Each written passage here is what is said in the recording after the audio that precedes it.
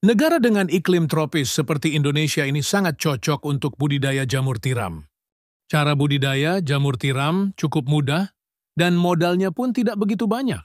Bagian yang paling sulit saat ini untuk budidaya jamur tiram adalah membuat baglok, yakni media tanam yang sudah berisi bibit jamur.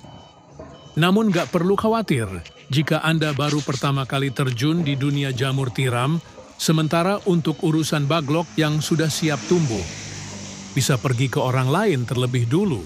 Lambat waktu jika usaha budidaya jamur tiram sudah mulai berkembang. Cobalah untuk membuat baglok sendiri. Nah, langsung saja inilah beberapa persiapan dan cara budidaya jamur tiram versi Jamur Ganteng Official. Yang pertama, menyiapkan kumbung. Kumbung ialah semacam rumah untuk jamur, yakni tempat untuk manaruk dan merawat baglok hingga tumbuh jamur siap panen.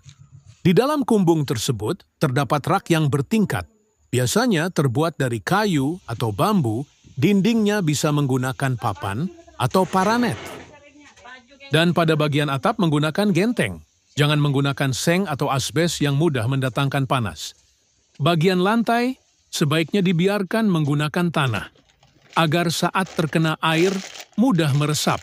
Sedangkan untuk ukuran rak, bisa Anda sesuai sendiri tergantung ukuran kumbung dan baglok yang akan dibudidaya. Namun idealnya ketinggian ruang, sebaiknya tidak kurang dari 40 cm. Rak bisa dibuat 2 hingga 3 tingkat, lebar. Rak 40 cm dan panjang setiap ruas rak 1 meter. Setiap ruas rak bisa memuat 70 hingga 80 baglok. Kemudian menyiapkan baglok. Perlu kalian tahu, kualitas baglok yang bagus sangat mempengaruhi pertumbuhan dari jamur itu sendiri. Baglok ialah media tanam untuk meletakkan bibit jamur yang terbuat dari serbuk gergaji. Serbuk kayu tersebut dimasukkan ke dalam plastik berbentuk silinder dan pada ujung plastik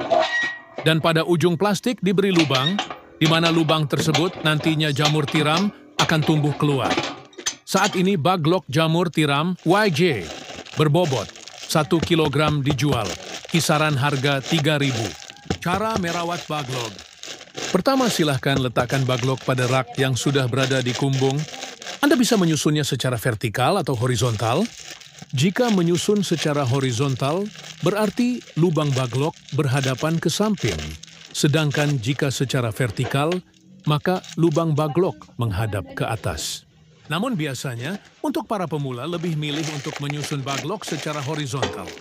Hal ini dilakukan agar tidak ada air yang masuk secara berlebihan saat nyiram baglok dan proses panen pun bisa lebih mudah. Kapan penyiraman dilakukan? Penyiraman penyemprotan dilakukan setelah panen pertama jamur tiram. Baru dilakukan.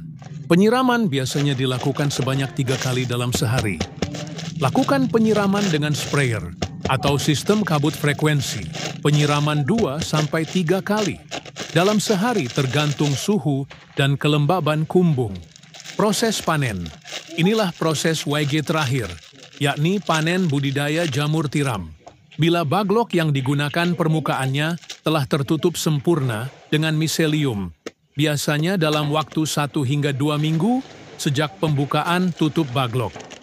Baglok yang memiliki bobot sekitar 1 kg akan menghasilkan jamur sebanyak 0,7 kg.